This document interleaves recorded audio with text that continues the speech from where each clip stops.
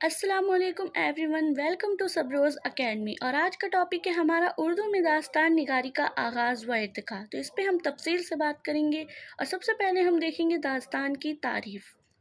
تو داستان کی تعریف ہے کہ داستان ایک نثری صنف ہے جس میں فرضی یا حقیقت پر مبنی واقعات کو تفصیل سے پیش کیا جاتا ہے، یعنی کہ بیان کیا جاتا ہے بہت تفصیلی سے۔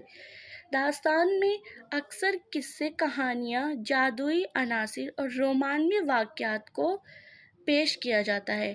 یہ عام طور پر طویل اور پیچیدہ ہوتی ہیں، جن میں مختلف کرداروں اور واقعات کا تذکرہ ہوتا ہے۔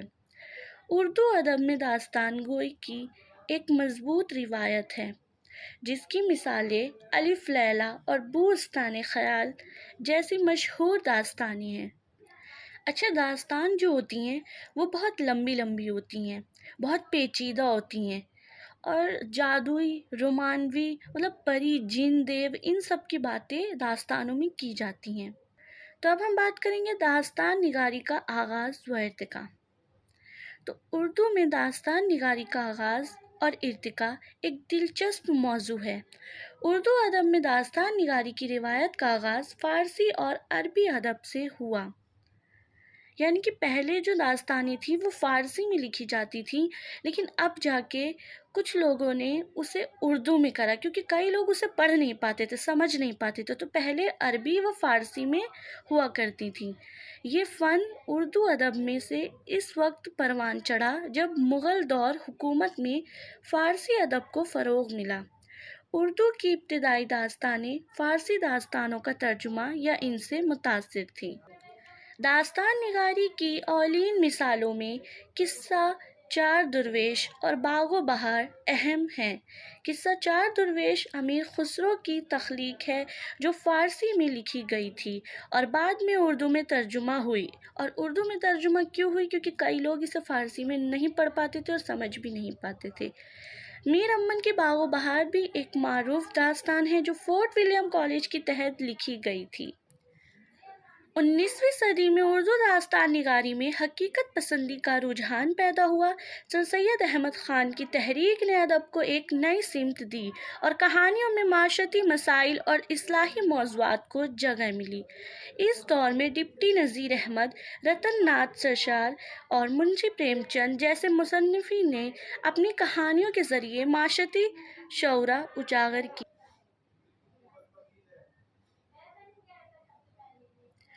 اردو ادب میں داستان نگاری کی تاریخ بہت قدیم ہے اور اس کا آغاز عربی اور فارسی ادب کی داستانوں سے ہوا۔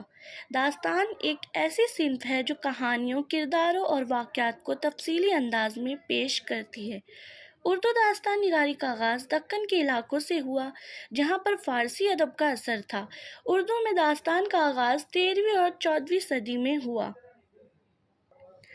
اردو کی قدیم داستانوں میں قصہ مہر افروز دلبر، نو طرز مرصع، عجائب القصص، فسانہ عجائب، بوستان خیال، داستان امیر حمزہ، طلسم ہوش ربا کو بہت زیادہ مقبولیت حاصل ہے۔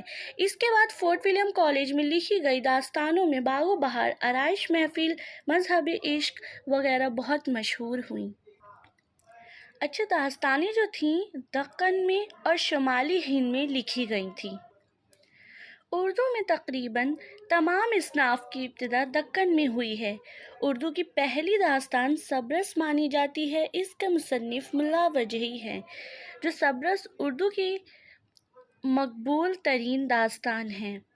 اس میں حسن و عشق کی کشمکش اور عشق اور دل کے قصے کی صورت میں پیش کیا گیا ہے۔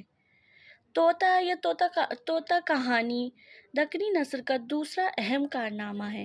یہ ایک ترجمہ ہے، لیکن اس کا نامعلوم ہے، مترجم جو ہے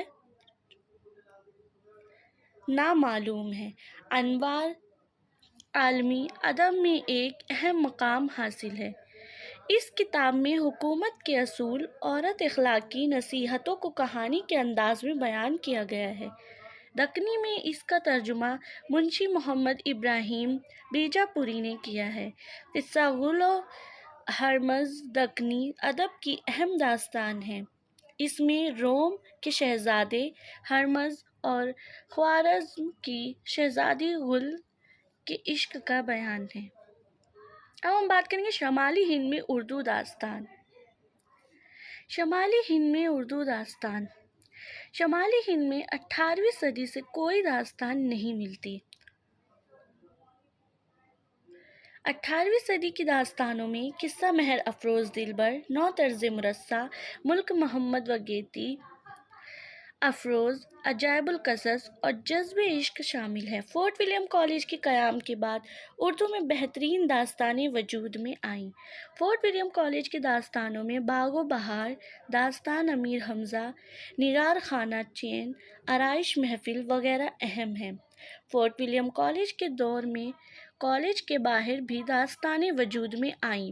ان داستانوں میں انشا اللہ خان انشا کی گوہر، رانی کیتکی کی کہانی اور مرزا علی بیگ سرور کی فسانہ عجائب، شگفتہ محبت، گلزار سرور وغیرہ اہمیت کے حامل ہیں۔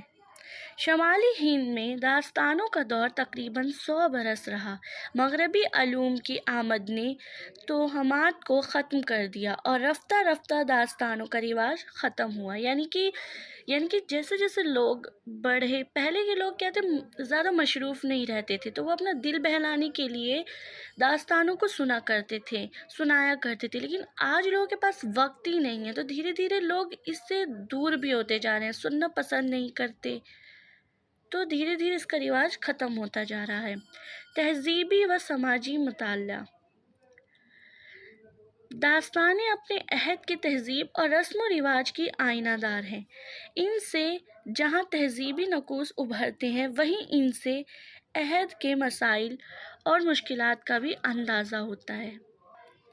اچھا، داستانوں کے بارے میں کچھ نقادوں کا خیال ہوتا تھا کہ داستانوں کو تب سنایا جاتا تھا سکون یا آرام کی ضرورت ہوتی تھی، تب لوگ اپنے دل بہلانے کے لیے قصوں اور کہانیوں کو سنا کرتے تھے۔ پہلے کے لوگ جو ہوتے تھے مصروف ہوتے تھے،